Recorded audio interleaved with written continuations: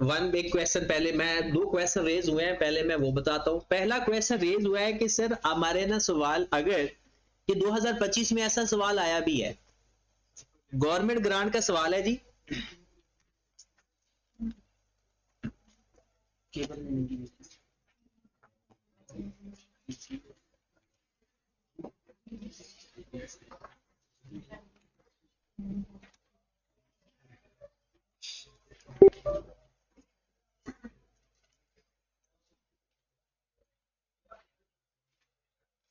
Government grant का question है जी, और रिलेटेड टू एसेट है,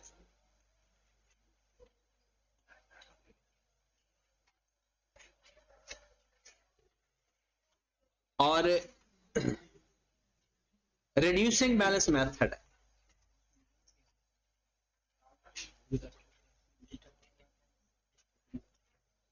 अब सवाल सुनिएगा जरा, तौसीफ आप खामोश हो जाएं, सब देखें। अब मेन बच्चों ने तैयारी की हुई है तो वो खराब ना करने। हमारे पास क्वेश्चन ये है कि गवर्नमेंट ग्रांट का कंसेप्ट एक डिस्कस हुआ है रिड्यूसिंग बैलेंस मेथड में। जैजिबत अगर आपने तैयारी किया तो आपको ये सब बातों का पता होगा। अगर रिड्यूसिंग बैलेंस मेथड हो ना और वो लाइफ बता दे 3 साल, हम ऐसा करते हैं कि एक टेबल बनाते हैं, 3 सालों की डेप्रिसिएशन लेते हैं। मिसाल के तौर पर हमें गवर्नमेंट ग्रांट मिली है ना 2 लाख, हम डेप्रिसिएशन लेते हैं कि सपोज दैट हमारे पहले साल ईयर 1 की डेप्रिसिएशन लेते हैं, ईयर 2 की और ईयर 3। मिसाल के तौर पर हमारे पास अक्यूमुलेटेड डेप्रिसिएशन आ जाती है, पहले साल आ जाती है 1 लाख, दूसरे साल हमारी डेप्रिसिएशन आ जाती है 80,000, अज्यूम कर रहा हूं बस सारा, और तीसरे साल हमारी डेप्रिसिएशन आ जाती है 70,000। अगर वो लाइव बता देता है कि 3 साल है, ठीक है, हम क्या करते हैं, और डील गवर्नमेंट ग्रांट 2 लाख को किस तरह से डिडक्ट करना है या सेपरेटली रिकॉग्नाइज करना है, दोनों केसेस के अंदर एक टेबल बनता है। हम उसकी डेप्रिसिएशन को अक्यूमुलेट कर देते हैं। जैसे ये इसकी अक्यूमुलेट डेप्रिसिएशन कितनी आ गई, 250,000, हमें मिला 2 लाख। हम इसकी एक एलोकेशन का टेबल बनाते हैं, 2 लाख को डिवाइड कर देते हैं 2.5 लाख पे और मल्टीप्लाई कर देते हैं एक दफा 1 लाख से, फिर मल्टीप्लाई करेंगे 80,000 से, और फिर मल्टीप्लाई कर देंगे जितनी जितनी अमाउंट आएगी हम उस अमाउंट को या तो डायरेक्टली डिडक्ट करेंगे या सेपरेटली रिकॉग्नाइज करेंगे। पहली अमाउंट कितनी आ रही है, मानत कैलकुलेटर अपना निकालो, अपने अपना कैलकुलेटर निकाल के बैठे सारे लोग। 2 lakh divided by 250,000 multiplied by 1 lakh, 80,000, 64,000, 50। अब आपने मुझे बताना है ये वो अमाउंट है डायरेक्टली डिडक्ट होनी है तो इसने होना है, और अगर सेपरेटली रिकॉग्नाइज होना है तो भी इसने होना है। अब डायरेक्ट डिडक्शन से क्या मुराद है, जब हम डेप्रिसिएशन की एंट्री पास करेंगे ना, इनको माइनस करके एंट्री पास करेंगे, और अगर सेपरेट रिकॉग्नाइज करना है तो 1 लाख की अलग एंट्री, 80,000 की अलग। ठीक होगी बात, बाकी मैं डिटेल में नहीं जा रहा, मेन कॉन्सेप्ट की तरफ जा रहे हैं। अब लास्ट टाइम पेपर में क्वेश्चन आ गया, उसने थोड़ी सी गेम कर दी और उसने कहा है कि जनाब इनके पास कॉन्सेप्ट नामी चीज है भी सही या नहीं। उसने क्वेश्चन के अंदर लाइफ नहीं बताई। उसने क्या किया, सपोज दैट आपके पास 4 लाख का एक एसेट दे दिया और उसकी रेजिडुअल वैल्यू दे दी। अब ये उसने कॉस्ट दे दी, मैं अज्यूम करता हूं, और रेजिडुअल वैल्यू कहते हैं जी 50,000। नहीं सर, लाइफ भी दी, चले लाइफ भी दे देते। अब क्वेश्चन के अंदर लाइफ 5 साल है और रेजिडुअल वैल्यू भी गिवन है, तो आपको हर साल 5 साल उसको डेप्रिशिएट करने की जरूरत नहीं है, क्योंकि आपको क्वेश्चन के अंदर उसने अक्यूमुलेटेड डेप्रिसिएशन दे चुका है। आपको पता है over the total life of the asset कोई भी डेप्रिशिएट जो एसेट होता है वो कितनी अमाउंट से होता है? डेप्रिशिएबल अमाउंट से। किस अमाउंट से होता है? डेप्रिशिएबल अमाउंट से। और डेप्रिशिएबल अमाउंट की आप लोगों ने जो पढ़ा हुआ है क्या होता है? Cost minus residual value. तो जब क्वेश्चन के अंदर वो रेजिडुअल वैल्यू दे रहा है तो फिर हमें अक्यूमुलेटेड डेप्रिसिएशन फाइंड करने की जरूरत नहीं है, क्योंकि अक्यूमुलेटेड डेप्रिसिएशन फिर क्या है? Cost minus residual value. ये जो कॉस्ट माइनस रेजिडुअल वैल्यू होती है ये बेसिकली आपकी होती है टोटल अक्यूमुलेटेड डेप्रिसिएशन या डेप्रिशिएबल अमाउंट। डेप्रिशिएबल अमाउंट क्या होती है? जिसने पूरी लाइफ के अंदर डेप्रिशिएट होने। तो अब आप लोगों ने करना क्या है कि अगर क्वेश्चन के अंदर वो रेजिडुअल वैल्यू नहीं देता, लाइफ दे देता है, तो फिर तो आपने ये टेबल बनाना है बिल्कुल ऐसे ही हर साल की डेप्रिसिएशन लेकर अक्यूमुलेट कर। और अगर क्वेश्चन के अंदर वो रेजिडुअल वैल्यू दे देता है तो फिर हमें वो करने की जरूरत नहीं है, बल्कि सिंपल आप लोग कॉस्ट माइनस रेजिडुअल वैल्यू करो, हमारे पास आंसर आ जाए। ठीक है। अब दूसरा पॉइंट, अब इसमें और किसी का कोई पॉइंट या क्वेश्चन? क्वेश्चन ये है कि हमारे पास एसेट की लाइफ 5 साल, अब हम ना ये जो क्यूमुलेटेड डेप्रिसिएशन जहां पे पहुंचे हुए ये भी 5 साल तक पहुंचे। हाँ जी। ओके, अब हमारे पास है कि ग्रांट की लाइफ भी दी हुई है कि ग्रांट आपको सिर्फ 2 साल के लिए मिली है। ठीक हो गया सर। मैं जब क्वेश्चंस को काफी ज्यादा कर रहा था, मैं पीछे से देख रहा था और ज्यादा कॉन्सेप्चुअली देख रहा था, तो इसमें मुझे एक बात लगी कि एक्सपेंसेस आते हैं, मतलब कि आपने ग्रांट को 2 साल यूज करना है, तो डेप्रिसिएशन की भी जो एक्यूमुलेट करनी है वो भी एक्सपेंस 2 साल के ही आपने फिर टोटल करना है। तो सर अगर ग्रांट की लाइफ पैदा की उसने रेजिडेंट वैल्यू भी दी हुई है, तो वो फिर माइनस नहीं करना, फिर अगर 2 साल का एक्यूमुलेट लेके देखिए मैं आपका पॉइंट लिख, देखिए पहली बात तो यह है कि अगर उसने हमें क्वेश्चन के अंदर ये जो ग्रांट होती है ना, ये होती है for related to asset, related to asset. हमने जब भी ग्रांट को देखना है ना वो उससे रिलेट किससे कर देना है? एसेट्स के साथ। अब क्वेश्चन ये है कि आपको एसेट्स की लाइफ या ग्रांट की लाइफ, ग्रांट की कंडीशन होती है, लाइफ नहीं होती। ग्रांट की कंडीशन होती है कि आपके ऊपर कंडीशन लगा देता है कि ये 2 साल तक आपने हिलना नहीं, 2 साल तक आपने एसेट्स को इस जगह पर रखना है, 2 साल के लिए इतने एम्प्लॉय रखनी है, ये कंडीशन होती है। लेकिन लाइफ किसकी होती है? एसेट की। एसेट की 5 साल लाइफ हो सकती है, 3 साल लाइफ हो सकती है और 2 साल या जितनी भी लाइफ हो सकती है। अब क्वेश्चन के अंदर अगर वो आपको एसेट की लाइफ दे देता है और वो कह देता है कि ये विद कंडीशनल है, कंडीशनल से क्या मुराद है कि एसेट की लाइफ और ग्रांट की लाइफ सेम रख देता है। वो कहता है जी लाइफ देता ही सिर्फ 3 साल है, रेजिडुअल वैल्यू देता ही नहीं, लाइफ देता ही 3 साल है। फिर आपने क्या करना है? आपने 3 साल की डेप्रिसिएशन लेनी है और उसको एक्यूमुलेट कर देना। फिर आपने ये नहीं देखना कि एसेट कितने साल चलेगा, क्योंकि हो सकता है वो एसेट ना मोस्टली वापस भी ले जाते हैं, हो सकता है वो आगे फर्दर रिफंड के केस बन जाएंगे, फर्दर केसेस बन जाते हैं। अब दूसरी बात ये आ जाती है कि हमारे पास क्वेश्चन के अंदर अगर वो जो हमने याद रखना है कि क्वेश्चन के अंदर वो रेजिडुअल वैल्यू दे रहा है और साथ लाइफ भी दे रहा है। अब देखना है कि लाइफ किसकी है। अगर लाइफ एसेट की है, गवर्नमेंट ग्रांट की वो लाइफ दे ही नहीं रहा, गवर्नमेंट तो ग्रांट वो दे ही किसके लिए रहा है? एसेट के लिए। तो फिर हमने ओवर टोटल लाइफ करना है, और टोटल लाइफ के लिए आपको फिर 5 साल की डेप्रिसिएशन लेने की जरूरत नहीं है। उसकी वजह यह है क्योंकि आपको पता है कि अक्यूमुलेटेड डेप्रिसिएशन और over the total life of the asset value same आती है, तो फिर आपको इसको अलग अलग करने की जरूरत नहीं है। अगर वो अलग से लाइफ दे देता है तो फिर आपने सिंपल 3 साल 2 साल 4 साल जैसे नॉर्मल क्वेश्चन होते हैं उसी सालों की डेप्रिसिएशन लेनी है और उसी सालों के ऊपर अमोर्टाइज कर देना, फिर उसको फर्दर जाने की जरूरत नहीं होती। और कोई क्वेश्चन किसी का? जी आपके ना आज के पेपर के जो सॉल्यूशन है उसमें और अभी के जो सॉल्यूशन है उसमें थोड़ा सा डिफर आया था एक्सपेंसेस से केस में।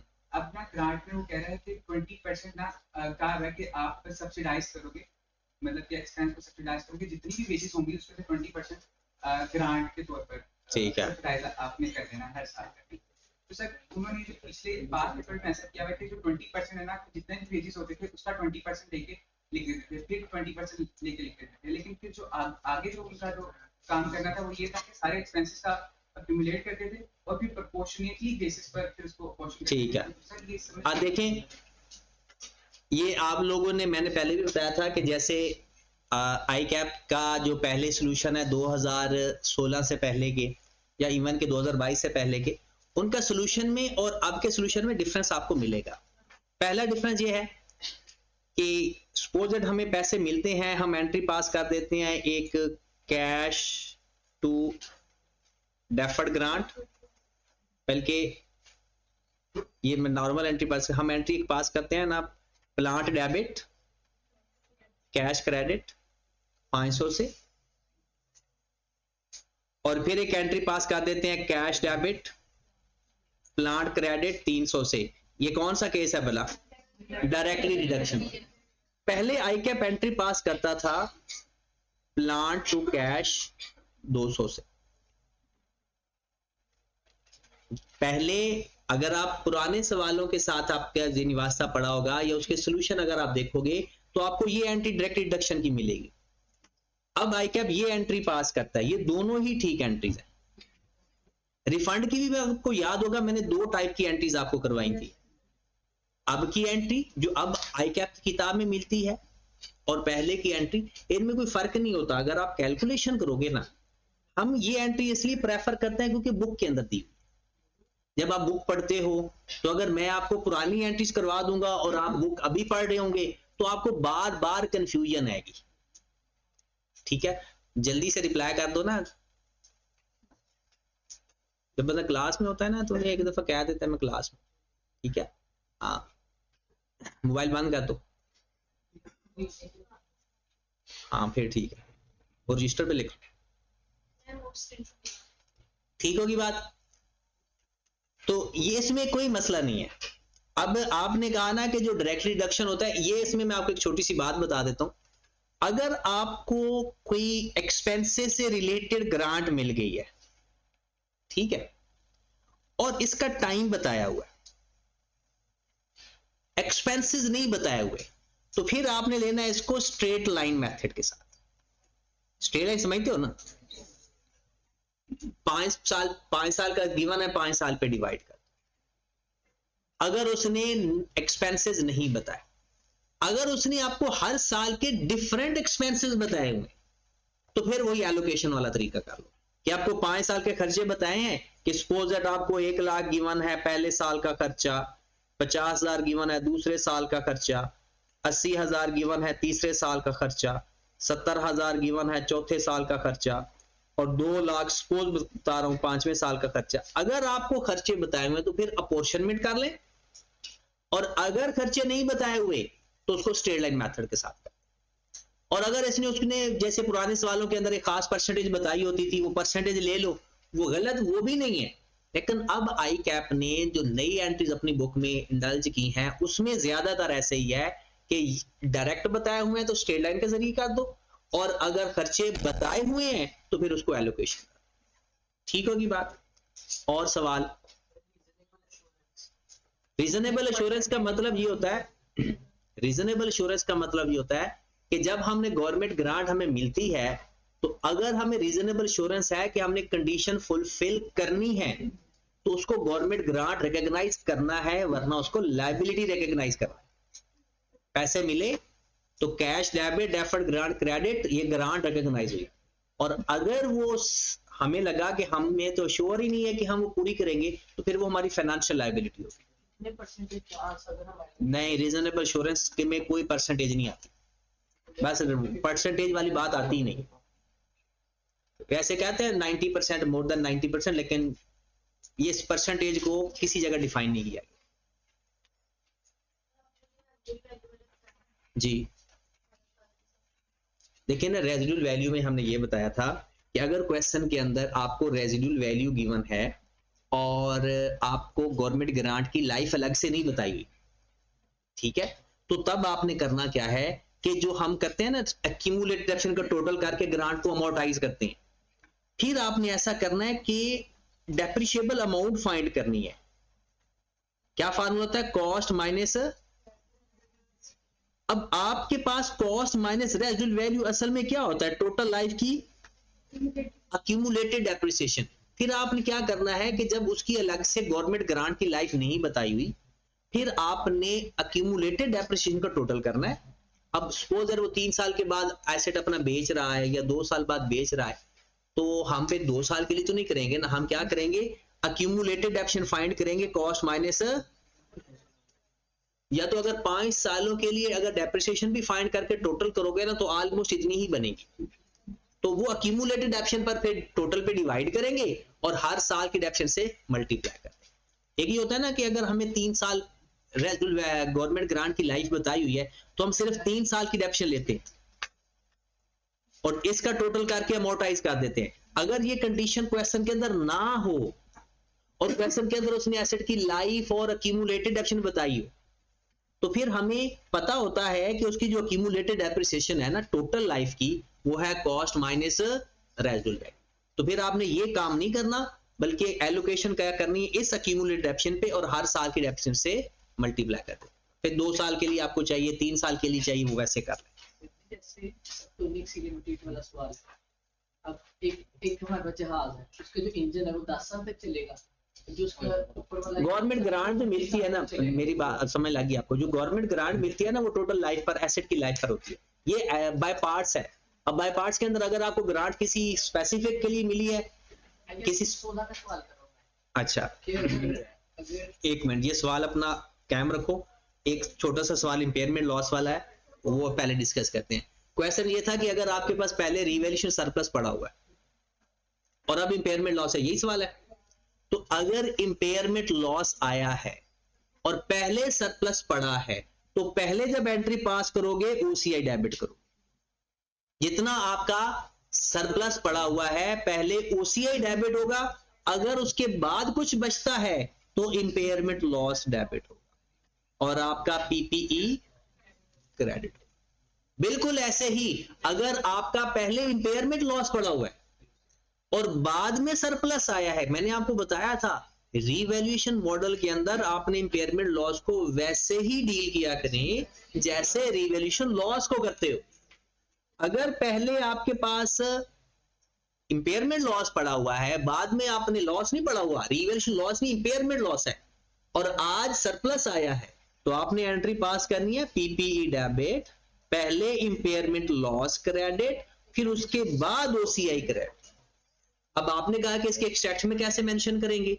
एक्सट्रैक्ट में ये अमाउंट जाएगी ओसीआई के अंदर, ये अमाउंट जाएगी एसओपीएल के अंदर, और ये आपका जितना पीपी पड़ा है उसमें से माइनस हो जाएगा, और ये पीपी में ऐड हो रहा है। इंपेयरमेंट लॉस ये एसओपीएल में अदर इनकम में जा रहा है, रिवर्सल है इसका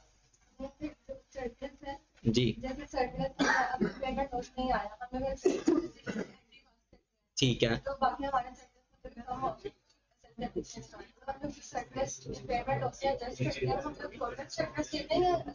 एक मिनट यार, सवाल साथ भाई पता है सवाल क्या चल रहा है? मैं क्या सवाल क्या चल रहा है क्लास में, पता है क्या है? कि अगर इंपेयरमेंट लॉस आ गया तो उसको रीवैल्यूएशन प्रिपेयर करा हुआ। अब नया सवाल वाला क्या रेज हुआ है कि इन केस अगर हमारे पास पहले सरप्लस पड़ा हुआ है, हमारे पास पहले सरप्लस पड़ा हुआ है ओसीआई सपोज एट 5000 से, ठीक है, अब आगे आपका लॉस इंपेयरमेंट लॉस हमने देखा आ गया 7000, ऐसे ही।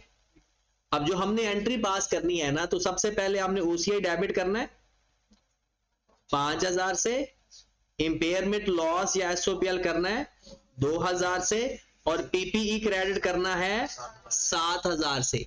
अब जब आप लोग ओसीआई के अंदर फॉर द ईयर के अंदर अगर आपका ओसीआई कम हो रहा है तो ओसीआई कम करना है, ओसीआई के अंदर जाकर इक्विटी के अंदर आपका रीवैल्यूएशन सरप्लस कहां पर पड़ा होता है? इक्विटी के अंदर, तो वहां से ये 5000 कम हो जाएगा।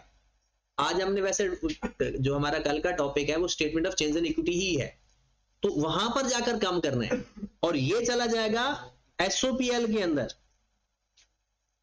और ओवरऑल जो हमारा एसेट का मोड होगा वो 7000 से ही होगा। अगर हम नोट्स बना रहे हैं तो नोट से भी 7000 से कम होगा, अलग अलग से कर दें या रिवॉल्यूशन के नाम से कर दें, और अगर इकट्ठा करना है तो 7000 से माइनस कर दें। लेकिन ये एसओपीएल में 2000 जाएगा। असल ओसीआई की जो अपनी जगह है ना वो इक्विटी है। ठीक होगी बात? और सवाल क्या था किसी का इससे रिलेटेड? जी डेफिनेशन बाय पार्ट्स। अच्छा अभी इंपेयरमेंट की बात चल रही है, इंपेयरमेंट का कोई सवाल है तो ठीक है, वरना फिर हम चलते हैं आइए 16 पे। जी हाँ ग्रांट का पूछे। ठीक है, देखिए सवाल पहला देखिएगा जरा, गवर्नमेंट ग्रांट का सवाल देखिएगा। कहते हैं रिलेटेड टू लोन है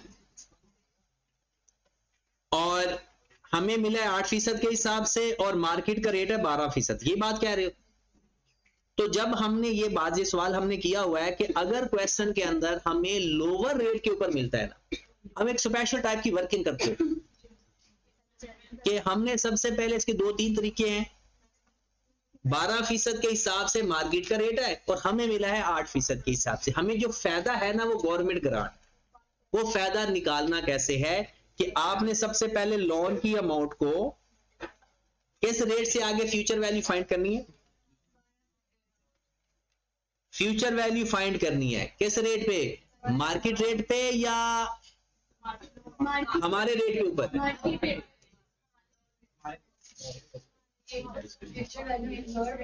8% पे ये रेटा लगाया हुआ लगता है। हमने किस रेट से फ्यूचर में पैसे देनी है?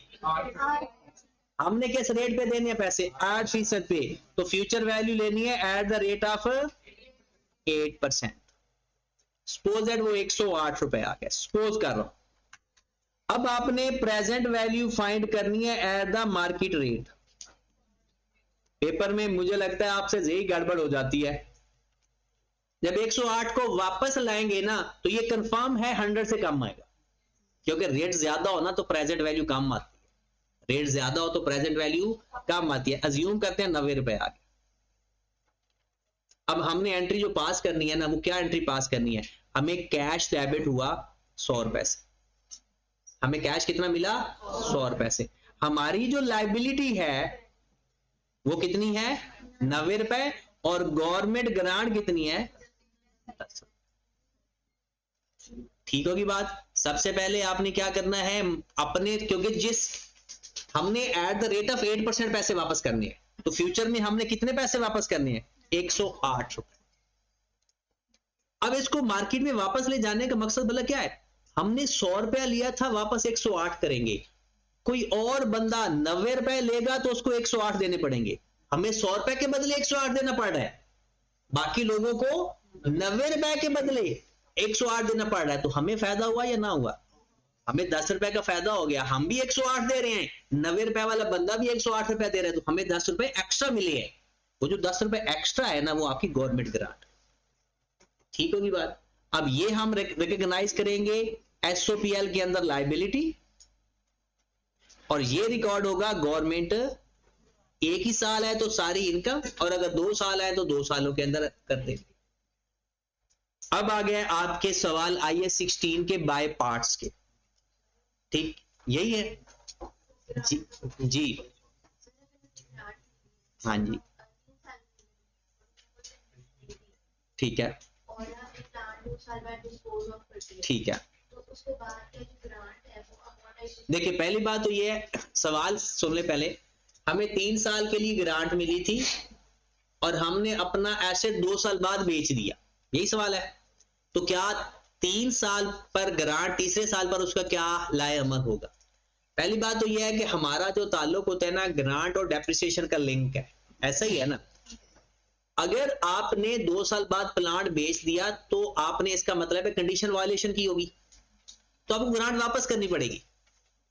तो फिर जब आपने एसेट बेच दिया तो उसकी डिस्पोजल की अपनी एंट्री हो जाएगी और ग्रांट की रिफंड की एंट्री होगी। फिर हाँ, अगर वो गवर्नमेंट आपको इजाजत देती है, ये भी अगली बात है, अगर आपको गवर्नमेंट इजाजत देती है, कंडीशन कोई और थी, तो फिर अगर आपने एसेट बेच दिया तो जितनी ग्रांट पड़ी हुई है सारी की सारी एसओपीएल को चार्ज कर दो।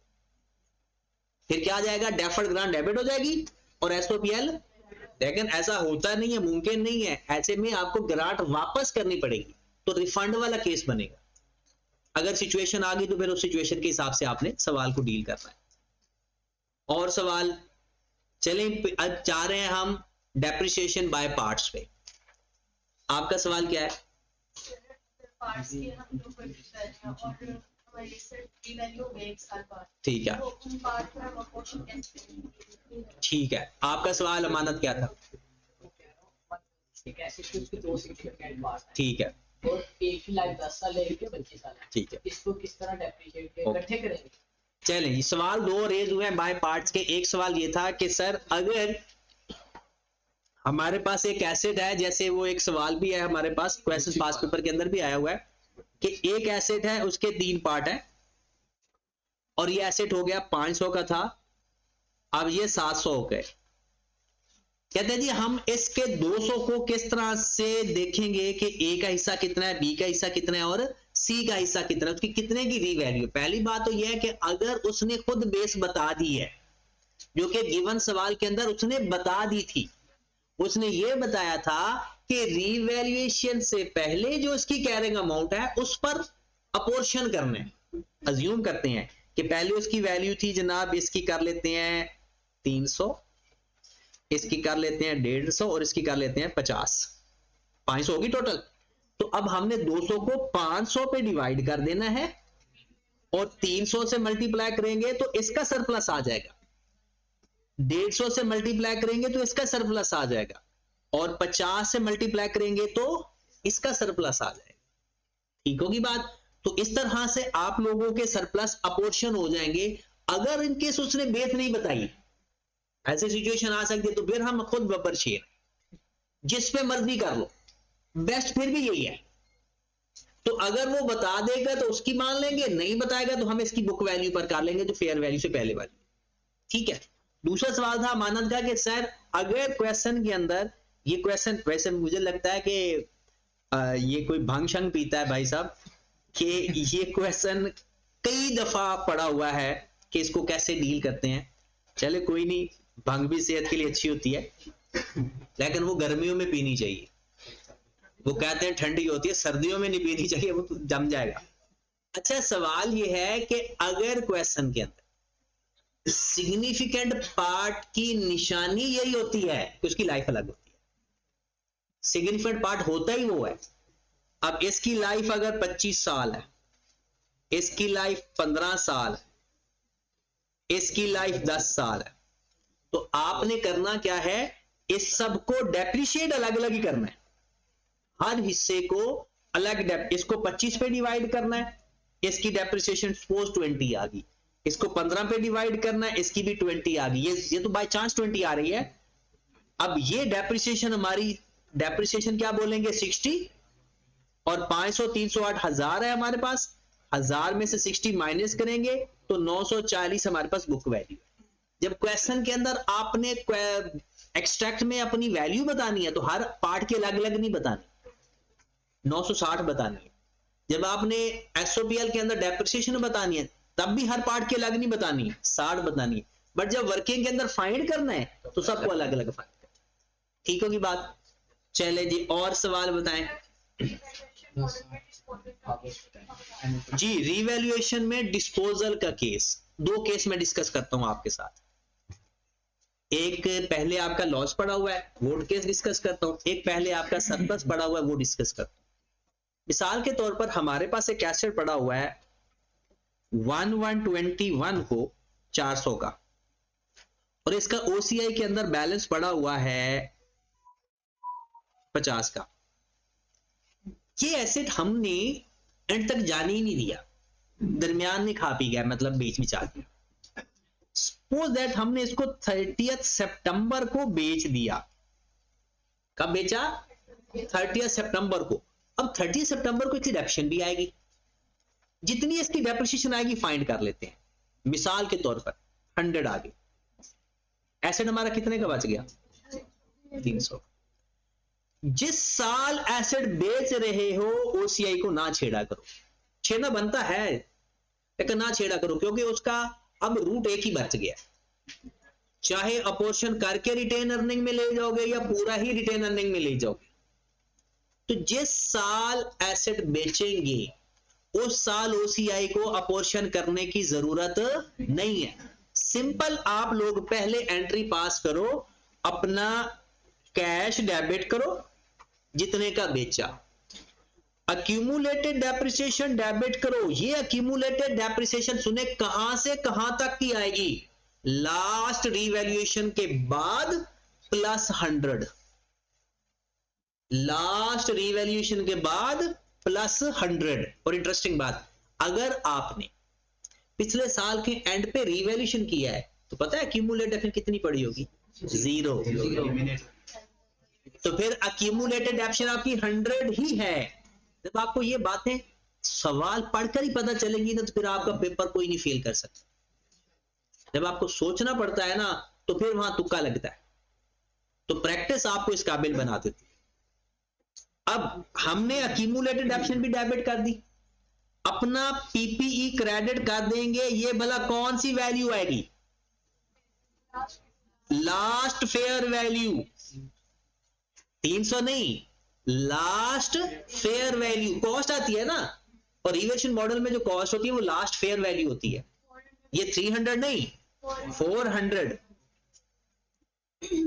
लास्ट फेयर वैल्यू जो भी आ रही है। 2 साल पहले आपने रीवैल्यू किया था, 3 साल पहले रीवैल्यू किया था, जब भी किया था, ये एंट्री पास हो जाएगी। और फिर एक और एंट्री पास हो जाएगी, OCI debit retain earning credit, जितना आपका सरप्लस पड़ा हुआ है। जी जब रिटेन हम ओसीआई को रिटेन नहीं करें, इक्विटी पर आते हैं, रिवैल्यूएशन सरप्लस पड़ा होता है। ये तो स्टैंडर्ड वाले कह गए, ये तो मैं भी कुछ नहीं कह सकता। हाँ ये कह सकता हूँ कि इसको रिटेन अर्निंग इसलिए लेकर जाते हैं क्योंकि ये ना जो आपका है ना सरप्लस, ये ऑपरेशन से नहीं आता।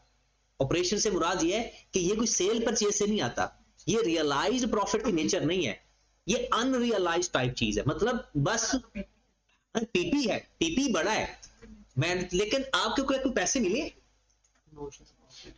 तो पैसे तो नहीं देकर गया ना, तो ये रियलाइज तो हुआ ही नहीं। बस आपने कहा जी मेरा एसेट इतने का हो गया, तो ठीक है हो गया, लेकिन क्या आपके पास फिजिकल कोई पैसे आए, तो ये प्रॉफिट रियलाइज नहीं होता, इसे कहते हैं अनरियलाइज्ड।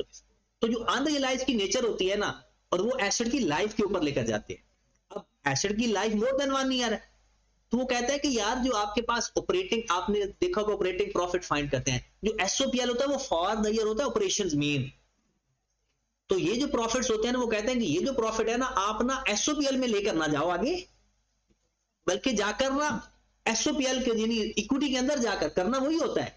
आप लोग रिटेन अर्निंग प्रॉफिट भी तो रिटेन अर्निंग में ऐड होता है, और ये भी रिटेन अर्निंग के अंदर ऐड कर देता है एक तरह से, यानी इक्विटी के अंदर जाकर ऐड कर दिया जाता है। वो कहता है कि किसी को धोखा ना हो कि कहीं ये इसकी सेल परचेज से प्रॉफिट आया हुआ है और वो बंदा समझे कि जी इसके तो ऑपरेशन ही बड़े अच्छे हैं, तो इसलिए इसको अलग से जाकर दिखाओ, ऑपरेशन के अंदर ना दिखाओ, इसलिए इसको अलग से दिखाया जाता है।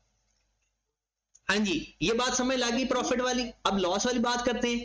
एक मिनट सर, जब हम साल के दरमियान में करते हैं डिस्पोजल जी तो वहाँ पे पहले वो रिटेन अर्निंग की करता है, डेप्रिसिएशन की भी एंट्री पास करता है, रिटेन बिल्कुल, पहली एंट्री तो डेप्रिसिएशन की पास होनी है, डेप्रिसिएशन टू अक्यूमुलेट 100 रुपए से। अच्छा, ये 100 रुपए की एंट्री ना 2 तरह से पास की जाती है, मैं मानता हूं कि ऐसे करनी चाहिए, बट स्टैंडर्ड है 100 रुपए को भी अक्यूमुलेट एक्शन में ऐड कर देता है, तो ठीक है, क्योंकि डेप्रिसिएशन साल के एंड में पास होती है, लेकिन यहां पर इसके अंदर ऐड होना जरूरी है। तो देखिए 100 रुपए की जो डेप्रिसिएशन की एंट्री है ना, ये 6-9 महीने की, जब हम वर्किंग करते हैं तो पता कैसे करते हो डेप्रिसिएशन की वर्किंग, कैसे करते हो, ब्रॉड और माइनस डिस्पोजल, फिर डिस्पोजल की डेप्रिसिएशन सबको प्लस करके एंड पे।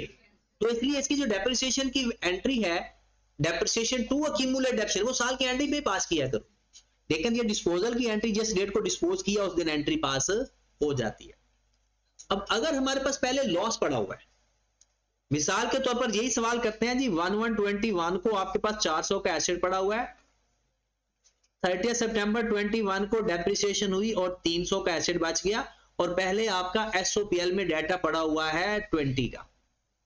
आज वो एसेट आप बेच रहे हो, पहली एंट्री तो पास करेंगे ना, cash debit, accumulated depreciation debit, PPE credit. यहां से 400 आ जाएगा, यहां पर 100 आ जाएगा, यहां पर जितने का आपने बेचा, और जो डिफरेंस आएगा वो किस में चला जाएगा, एसपीएल के अंदर। ये बातें समझ लग रही हैं? अब मेन, अब इसका क्या करें, इसका कुछ भी नहीं करना, वो पहले एसओपीएल के अंदर पड़ा, तो एसओपीएल के अंदर चार्ज हुआ है, बस जिधर था उधर रहने दो।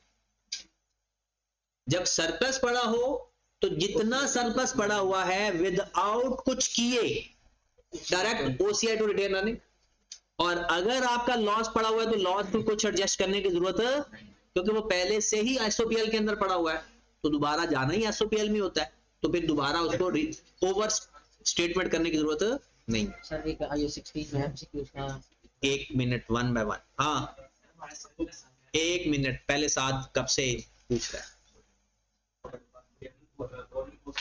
जी जी,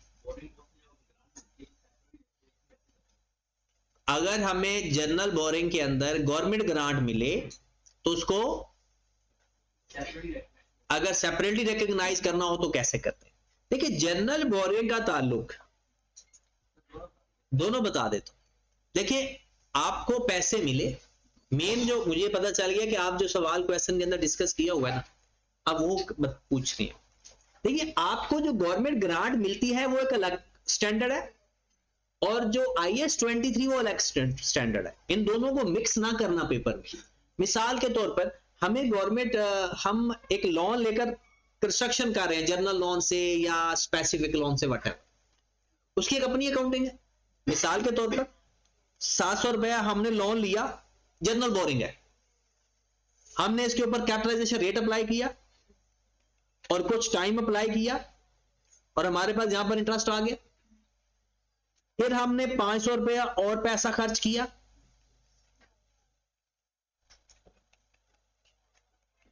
कुछ ऐसे ही करते होते हैं। अब ये उन बहुत लोगों को बहुत अच्छी समझ लग रही होगी, जो लोग तैयारी करके आगे बैठे। जो नहीं करके आकर बैठे वो पहले भी ऐसे ही होते हैं, अब भी वैसे ही है, तो टेंशन नहीं लेनी। जिंदगी बड़ी खूबसूरत है, उसको पर बर्बाद नहीं करना कि ऐसे ही, पर साथ कुछ सीए ही नहीं है।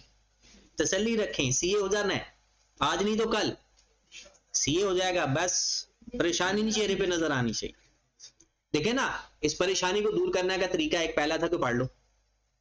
अब नहीं पढ़ा तो अपनी सेहत का तो बेड़ा गर्क ना करो ना, फुल टाइम डीट बनो कि नहीं कुछ नहीं होता, कोई फर्क नहीं पड़ता, सब लोगों ने जिंदगी गुजार दिया है, हमारी भी गुजर जाएगी, या दुआ करो ट्रंप आपको अगवा करके ले जाए लेकिन हमारे पास कुछ है ही नहीं। तो ट्रंप भी उसको अगवा करता है ना जिसके पास कुछ हो। अच्छा, अब सवाल पर वापस आते हैं। हमें गवर्नमेंट ने 400 रुपया दे दिया, ओके, हमें गवर्नमेंट ने 400 रुपया दे दिया। अब आपने ये देखना है कि उस 400 रुपए का करना क्या है। अब सवाल ये है कि वो कहते हैं जी 400 रुपया को आपने गवर्नमेंट ग्रांट, वो जो जनरल बोरिंग है, उस 400 से उस जनरल बोरिंग को रीपे कर दिया।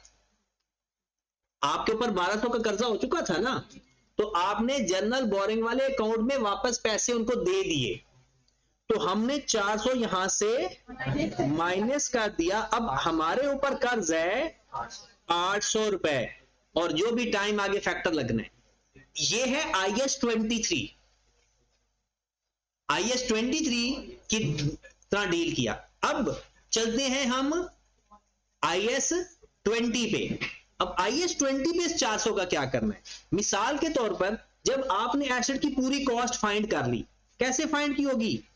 कॉस्ट इनकर्ड लिखा होगा 700 प्लस आपने स्पेसिफिक बोरोइंग कॉस्ट ऐड की होगी, अगर आ रही होगी तो specific borrowing cost plus general borrowing cost 500 या 1200 कर लो, नेट करके जो आंसर आ रहा होगा, ये हमारे पास आ गई तकरीबन 2200। और अगर टेम्परेरी इन्वेस्टमेंट इनकम है तो वो भी ले लेंगे। अब बात आ गई कि IAS 20 में आपको क्या इंस्ट्रक्शन मिली है। क्या 400 को सेपरेटली रिकॉग्नाइज करना है या उस 400 को डायरेक्टली डिडक्ट करना है? अगर तो उस 400 को डायरेक्टली डिडक्ट करना है तो इस 2200 में से 400 माइनस कर देंगे, हमारा एसेट 1800 का रिकॉग्नाइज होगा। और अगर आपने उस 400 को सेपरेटली रिकॉग्नाइज करना है तो इस 2200 को 2200 रहने दो और उस 400 को डेफर्ड ग्रांट के अंदर लिखो। कहां लिखो? डेफर्ड ग्रांट के अंदर फिर लिखेंगे। अब ये डेप्रिशिएट होता जाएगा और ये अमोर्टाइज होता जाएगा। देखिए जर्नल बोरोइंग के अंदर उसने खुद कहा कि उसको डील करना है माइनस करने के लिए, तो हमने कर दिया। उसका ताल्लुक था IAS 23। IAS 20 को क्यों मिक्स करना है? IAS 20 में तो दो चीजें हैं रिलेटेड टू एसेट, दो चीजें हैं, direct deduction, separately. Directly deduction करना है तो 400 माइनस कर देंगे और अगर सेपरेटली रिकॉग्निशन करना है तो इसको डेफर्ड ग्रांट के अंदर लिख देंगे और उसको वैसे वैसे अमोर्टाइज करना शुरू कर देंगे in accordance with government grant, in accordance with IAS 20। IAS 41 की गवर्नमेंट ग्रांट हमने वहां पर सीखी है कि IAS 41 वाला ग्रांट को कैसे डील करता है, तो उसमें कंडीशनल, अनकंडीशनल वो चीजें थी। सर में रिवैल्यूएशन ड्यूरिंग द ईयर हो तो पहले स्टोरी। अच्छा ये चले ठीक है, हमको चैन नहीं आता जब तक ये पूछना लो, मैं बता देता हूं। क्योंकि अब वापस ये ना आ गया है सवाल, वैसे भी फाइनल काउंट वापस आ गया है, तो ये फाइनल काउंट के अंदर एक दफा ऐसा हुआ था। एमसीक्यूज भी है सर। ठीक है, अब सुनिएगा जरा। अगर रिवैल्यूएशन साल के मिड में गई हो, साल के, और फिर हम किस तरह से उसको डील करेंगे? डील करने का वही तरीका है, कोई अजीब तरीका नहीं है। सबसे पहले हमने सपोज एट 17, बल्कि 17 नहीं करते, 110 कर लेते हैं। 11021 को हमने ऐसे रीवैल्यू किया आफ्टर 9 मंथ या 3 मंथ। अब हमने क्या करना है? सबसे पहले आपको पता है रीवैल्यूएशन जब होती है ना तो सबसे पहले डेप्रिसिएशन होती है। अब 9 मंथ की डेप्रिसिएशन हो, क्योंकि जब साल के शुरू में हम होते हैं ना पहले रीवैल्यू करते हैं। अब साल का शुरू नहीं है ये, अब ड्यूरिंग द ईयर है, तो हम पहले डेप्रिसिएशन लेंगे 9 month, depreciation to accumulated depreciation. Okay, होगी डेप्रिसिएशन, फिर हम देखेंगे क्या डेप्रिसिएशन लेते वक्त सरप्लस था, क्या डेप्रिसिएशन लेते वक्त सरप्लस था। अगर डेप्रिसिएशन लेते वक्त सरप्लस था तो एक एंट्री पास होती है OCI टू रिटेन अर्निंग, ये भी 9 मंथ। उसके बाद फिर रीवैल्यू। अब हमने क्या करना है, हमारे पास सपोज 700 पड़ा था, हम 9 मंथ की मजीद डेप्रिसिएशन माइनस करते हैं। अब वो एसेट कितने का हो गया? इसको फेयर वैल्यू पे ले जाएंगे। अब वही बात, हमारे पास सबसे पहले रिवैल्यूएशन की अपनी एंट्रीज होती है, अक्यूमुलेटेड डेप्रिसिएशन टू PP, पिछली सारी भी और ये 9 मंथ वाली भी, वो सारा वही रूल है, वो डेबिट कर देंगे। फिर एसेट को रीवैल्यू करेंगे, एसेट बढ़ा तो PP डेबिट, एसेट कम हुआ तो PP डिपॉजिट, बढ़ा देते हैं PP टू OCI। अब फर्दर 3 मंथ की डेप्रिसिएशन स्टिल लेनी है। अब रीवैल्यूड अमाउंट पर रहनी है, नई वैल्यू के ऊपर, नई रिमेनिंग लाइफ के ऊपर। तो अब वो 3 मंथ की डेप्रिसिएशन लेंगे, डेप्रिसिएशन टू। अब इंटरेस्टिंग बात फिर आ जाएगी, अगर इस वक्त भी सरप्लस था तब 3 महीनों की डेप्रिसिएशन आएगी, वो OCI वाली। और अगर अब लॉस था तो फिर वो एंट्री पास नहीं। ठीक होगी बात? और सवाल आप पूछे अपने। हाँ जी, डिस्पोजल का लेजर किस केस पे बनवाना है? ये जर्नल। अल्लाह कोई बात नहीं, कोई बात नहीं। डिस्पोजल का लेजर होता है, यहां पर हम लिख देते हैं एसेट की कॉस्ट, यहां पर उसकी अक्यूमुलेटेड डेप्रिसिएशन, यहां पर जितने में बेचा जो डिफरेंस आएगा, लॉस आया तो SOPL इधर, और अगर गेन आया तो SOPL। हाँ जी, डिस्पोजल करते वक्त कोई खर्चा हो जाता है तो वो कैश के नाम से खर्चा इधर, जितने पैसे आए और जितने गए, या नेट करके लिखो, नेट करके भी लिख सकते हो, अपोजिट साइड पर भी लिख सकते हो। ठीक है जी। अच्छा, एक्सचेंज का केस में ये पूछने वाला सवाल था वैसे एक्सचेंज के केस में अगर आपने डिस्पोजल का लेजर बनाना है तो उसमें ओल्ड एसेट हमारा यहां पर आएगा जी, अक्यूमुलेटेड डेप्रिसिएशन हमारा यहां पर आएगा, और यहां पर हमें न्यू एसेट की जो कॉस्ट फाइंड की है, अगर कैश दिया है तो कैश क्रेडिट, आपको पता है ये कैश क्रेडिट हो रहा है, और अगर कैश लिया हुआ है तो फिर कैश डेबिट। ठीक है, मेन कैश लेते ही हैं, और फिर जो डिफरेंस आएगा वो एसओपीएल। जी हाँ जी, अपना जो इनिशियल टेस्टिंग करते हैं वो तो कैपिटलाइज करते हैं जी, तो अगर हम इनिशियल टेस्टिंग इस वेबसाइट की करें एडवर्टाइज कर, जो एडवर्टीजमेंट कॉस्ट है ना वो कभी भी यानी अमाउंट यानी वो हमेशा एक्सपेंस में जाएगा। एडवर्टीजमेंट कॉस्ट कभी भी ऐड नहीं होती, चाहे वो सेल प्रमोशन के लिए हो या आप अपने किसी भी मकसद के लिए करते हैं, क्योंकि वो बेसिकली ना सेल प्रमोशन कॉस्ट होती है। जी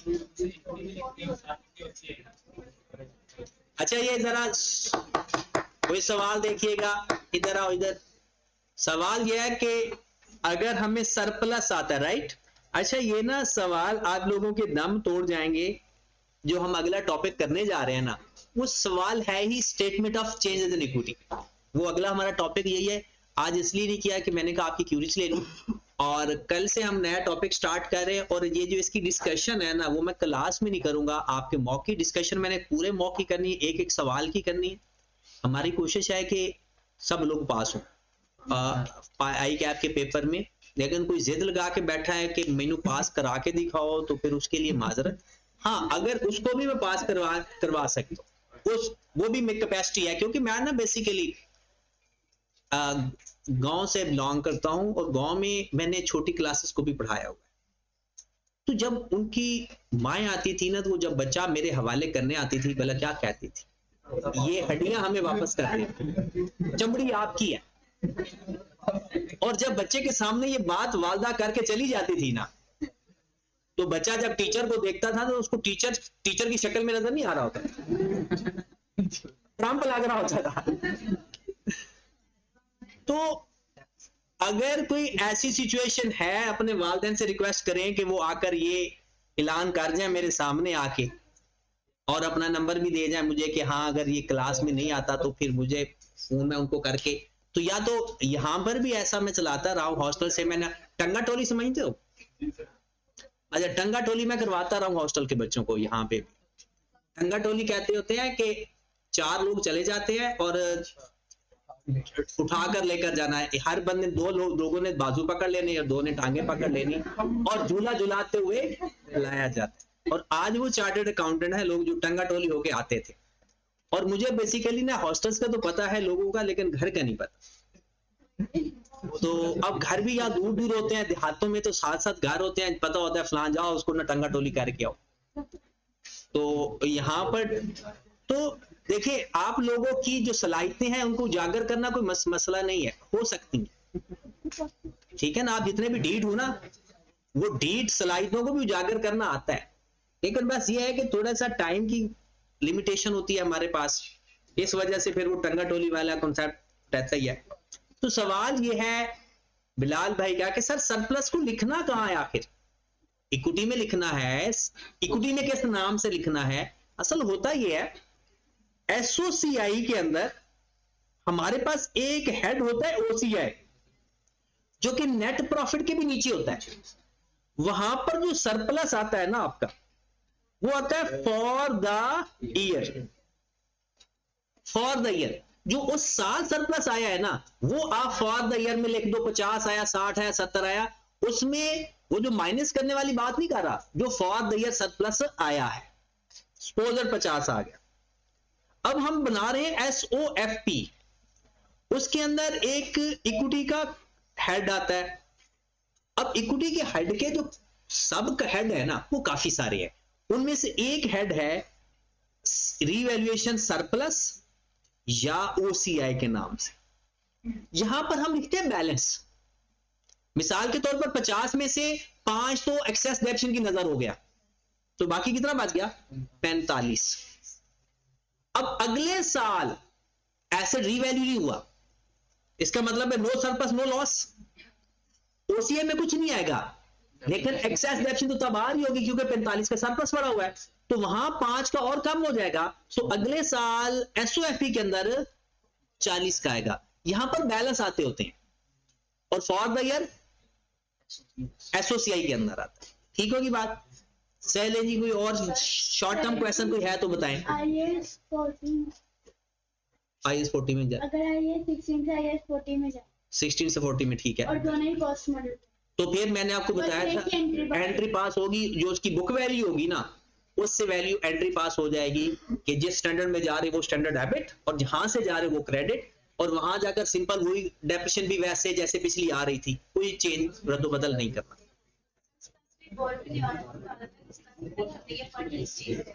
जी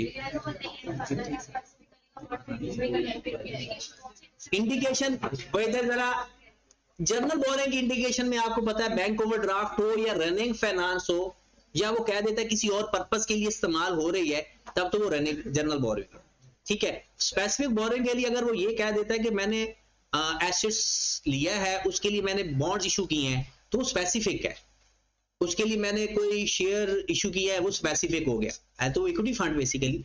तो जब वो कह देता है कि मैंने एसेट्स के लिए ये लोन ले रहा हूं तो वो स्पेसिफिक है, और अगर वो कहता है ना डिफरेंट पर्पस के लिए लोन पड़ा हुआ है, डिफरेंट और मकसद के लिए भी इस्तेमाल होने, फिर वो जर्नल। ये पता चल जाता है। ये आई कैप क्योंकि लेवल 1 का सिलेबस में हमारे, तो आई कैप इतना परेशान नहीं करता। ठीक है, चलिए जनाब, बेस्ट ऑफ लक कि आपका आज का टेस्ट सही सही हो जाए, और टेस्ट पूरा करना जरूरी है जी, गलत सही बाद में और खुद से करने की कोशिश करनी है ताकि इवैल्यूएशन आपकी अच्छी हो सके। और अभी भी परेशान ना हो, अगर कोई कमी कुताही रह जाए तो अभी हमारे पास टाइम है अपने गुनाहों की तौबा करने के लिए। ठीक है, तो आज टेस्ट देने के बाद गुनाहों की तौबा करके आना, क्योंकि कल हम नया फेज शुरू करने जा रहे हैं, और नया फेज के अंदर जैसे नया साल है इसी तरह नए तरीके से हम चलेंगे। ठीक है, ओके।